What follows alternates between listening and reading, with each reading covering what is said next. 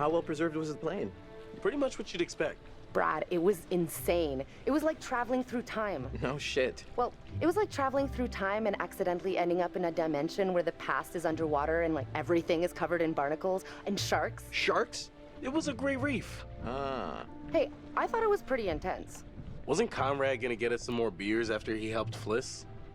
Maybe he decided, hey, I'll drink some, and then he got drunk. And since he was drunk, he forgot to bring it to us. And he just kept on drinking, and he drank all of it. Sounds like you've had some experience with this kind of phenomenon. Yeah, I've been studying it for years. I'll go look for him. Oh, we found a bullet lodged in the plane. Huh. I left it below deck if you want to check it out.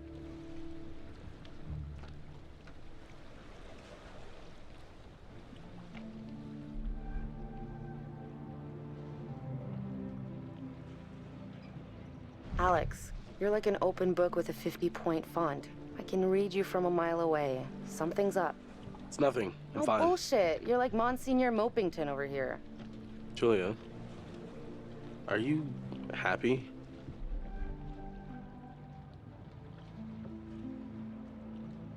I mean, yeah, kinda. I think so. You think so? Or you know so? Is everything okay with us? I'll be honest, I've been kind of wondering about that for a while. Where do we go from here? Let's talk about it, but when we get home. I can't deal with this right now. Where's my brother? I'll find him. You just hang out here. Hey, you seen my brother? Or Fliss? No, I got distracted. Let's go get him. Sure. So, which one is, you know, where the magic happens?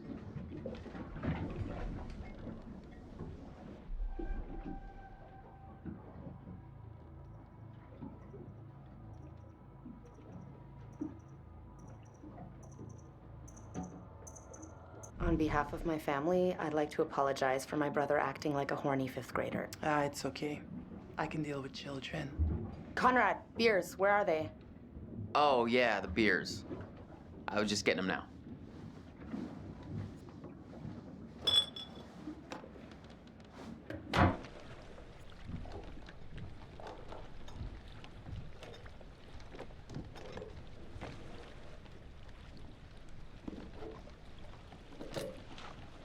All right, now that everybody's here, let's take a look at the navigator's pad we found.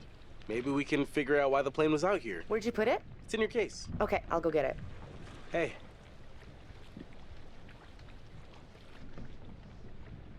You all right? You seem kind of preoccupied. Nah, I'm good. Sorry. Didn't realize I was spacing out. So, does the accident mean we can't do any more diving?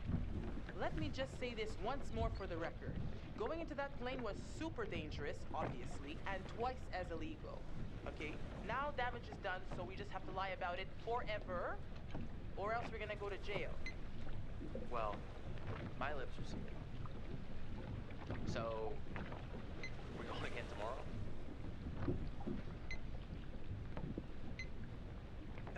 Yeah. It seemed a little too dangerous for my blood. Relax, Brad. How many times do I have to tell you not to be such a wuss? Hey, got the pad yet? Sorry, I got distracted. No worries. Let's go get it.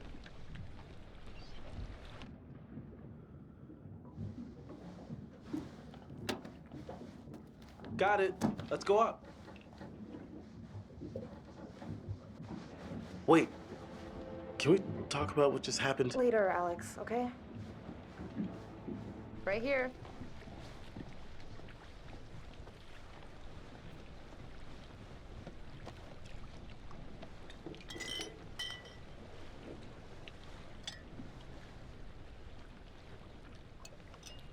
Hey, whoa there, sailor. Excuse me? Careful. If you did decompress too fast, then you should go easy on the beer. Alex, I'm fine. I think if I got the bends, I would know by now. Not always. Sometimes the bends can be super delayed. It could be hours or a day or two.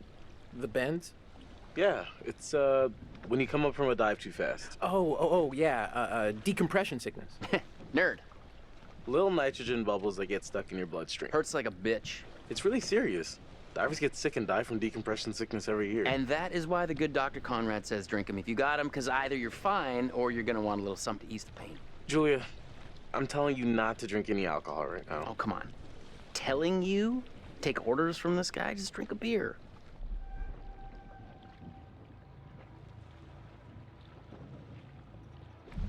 Beer o'clock.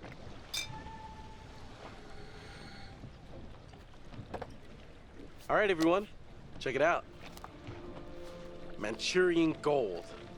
Who wants to find some sunken treasure? So what do you think, Captain? Coordinates? Those are coordinates, all right. Maybe the plane's destination? You think we could get there by tomorrow? It takes a couple hours if the weather stays steady. Wow. You find anything else? There was a flight plan on board that seemed to indicate it was a rescue plane. Yeah, that makes sense.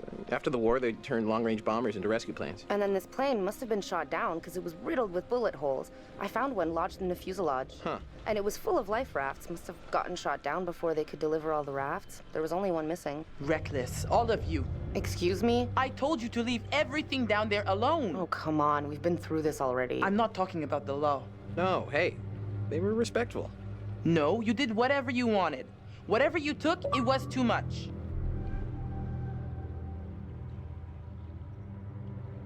Oh, come on. No one knows we've even been down there. And I don't think ghosts can talk.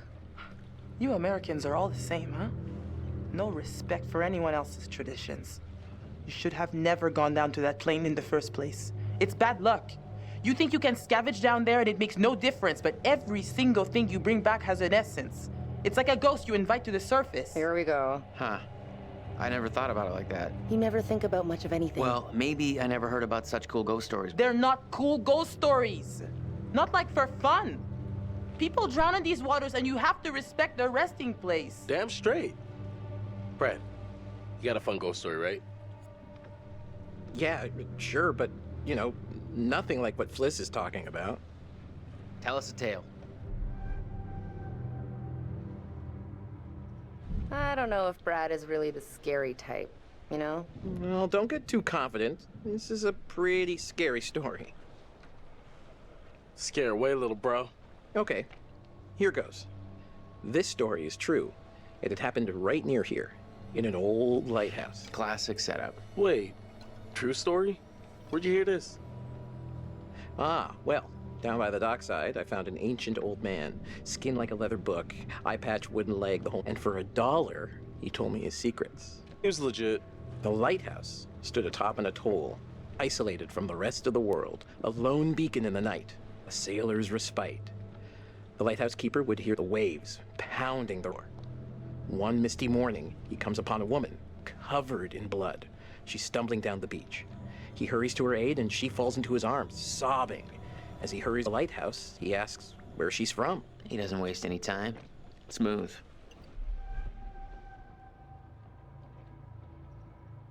Shh. The woman answers, I live here, in the lighthouse. My parents are upstairs right now. Twist. Of course, the lighthouse keeper said that isn't so. Of course, he's lived there alone for years. And becomes hysterical and insists her parents are upstairs.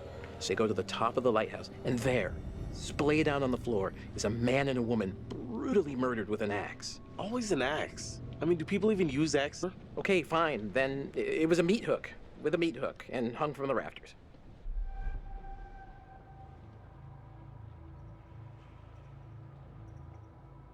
Wait a minute, are you changing the murder weapon? I thought this was a true story. There's a lot of blood, a lot of carnage. Who's to say how it was done? Okay, so who did it? The woman says, it was my husband. And she turns to the closet, says, he's in there. Ah, yes, the husband. And that's why I've always been a little weary of marriage. So the lighthouse keeper creeps over to the closet, opens the door, and sure enough, there's a man inside, but he sliced out his own insides with a meat hook. Horrified, he looks closer to see the dead man's face in the dark. Closer, closer, and he sees it's his own fate. And then its eyes bulge out and screams. Yeah, So gross. Horrible. Hey-oh, super twist. Nice. Nice one, Squire. Oh, come on. That wasn't scary. I think you told it better last time. But good effort. Okay, you've all had. We should all turn in. There's some weather hitting our way.